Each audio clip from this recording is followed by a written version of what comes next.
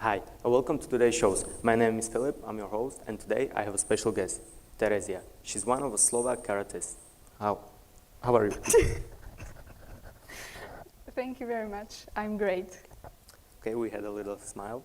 How did you get into karate? What motivated you to start training? So I can't really tell what the breaking point was, but I think it was just me begging my mom for years to let me join the karate team. And I think my downstairs neighbor, who is now my coach, when I always saw him on the hallway, he was just very intimidating, and he had like this huge respect from me. So I thought to myself, like, that's a very cool thing to have, so I really wanted to join it. And also, it was just whenever I saw it in some cartoons, for example, the hoodwinked one, where the girl was doing karate, I was just fascinated by it. So I think it was probably just me begging my mom that was the breaking point. So that's when I joined the karate. It was when I was 8 years old, actually. Okay, and what would you say is the most challenging aspect for a beginner, for example? It can be very challenging for beginners to just stay focused or being consistent, because most of the time parents just put their kids somewhere so they can have a job, they can have a hobby, or just spend their free time doing something productive. So the kids usually, when they visit for the first few times, they're extremely unfocused and just run around. So I think the most important thing for them is really wanting to be there for their own good, and not because their parents put them in the team. Okay, and how your typical day is looking? During Or typical training, I would say. How is your typical training looking? Yes, it can vary. Every training is focused on something different. For example, during the school year, we have 3 trainings per week, so 2 of them are mostly focused on the match, on being fast and the techniques, and then one of the trainings is focused mainly on the traditional part of karate. So it kind of varies. The coach, he sees what really needs to work on, and just kind of prescribes the training individually for you. But also during the summer or the summer break, when we don't have any school, we can have such as 5 trainings per week, and they're mostly individual, so you can get your training just done perfectly for you, so it fits you and whatever you need by the coach. And how has karate helped you in your personal life? Did you ever fight outside? No, I don't think I was ever in a really big conflict where I was fighting, but also it helps you whenever someone, people always tend to get very touchy in like clubs or something, so it really helps you to move them away, or just staying focused and not being scared of them.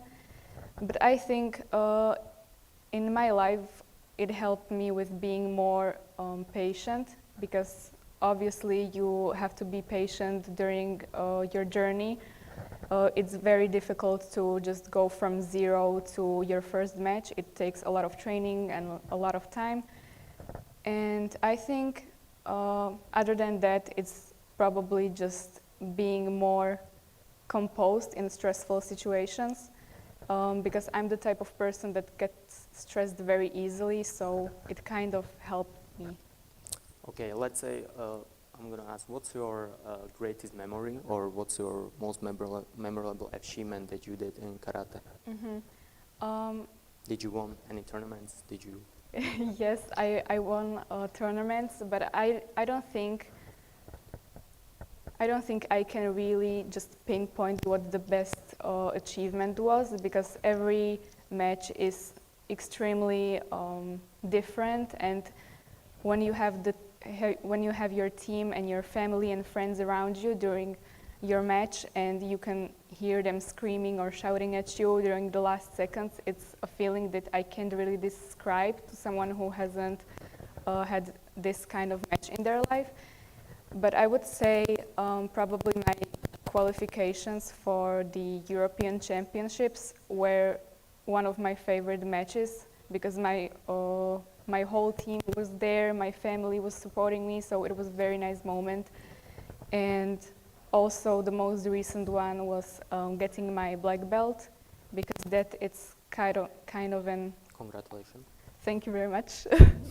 That's like an iconic thing for someone that starts their karate journey. It's something like everyone dreams of, so I'm really proud of that, and I think that's, for now, that's my greatest achievement. Okay, and before the fight or match, how do you handle pressure?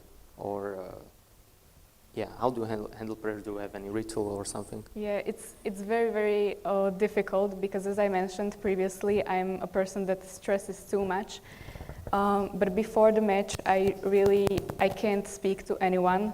If it's my friends or family, they can't. If they are on the tournament, I can't see them. We just arrive at the tournament. I let them sit whatever they want, but they can't say anything to me because I get so stressed. A few of the times, my dad just wanted to give me water or some snack, so I have something to have energy from, but I was just so stressed I couldn't speak to him. So the ritual is probably just being alone or being with my teammates or people from my team who I can exercise with, and it's just really focusing on the match that I'm supposed to have and not having any distractions. Okay, and what would you say is the most common mistake for beginners when they start? What would you, for example, you change in your past? I would help them with telling them to not use as much force during the punches or the kicks, because whenever a beginner tries to throw like a very, very strong punch, they usually just harm themselves by just like your knuckles going in or not having the right posture. And also it takes so much from your, you're not as fast as you would be if your punches were light actually. So they can't really focus on their precise techniques that much if they want to be very, very powerful and show dominance. So maybe humble them a little bit, and that would help. Okay, and do you have any, the last question is, do you have any future goals you can share with us? For now, either in your personal life or career. Yes, for now, I don't think I have a very, very specific goal, but I would love to get back on the track of competing again, because I had a long break and I really want to get into the lifestyle of competing every weekend again. It's something that I have missed during the time that I didn't compete. So that's for now, and maybe eventually some big tournaments, or then in the future another black belt. That would be fine. Hope we see that. Okay, thank you very much that you come. Thank you very much. And thank you very much that you view this episode, and stay tuned for the next one.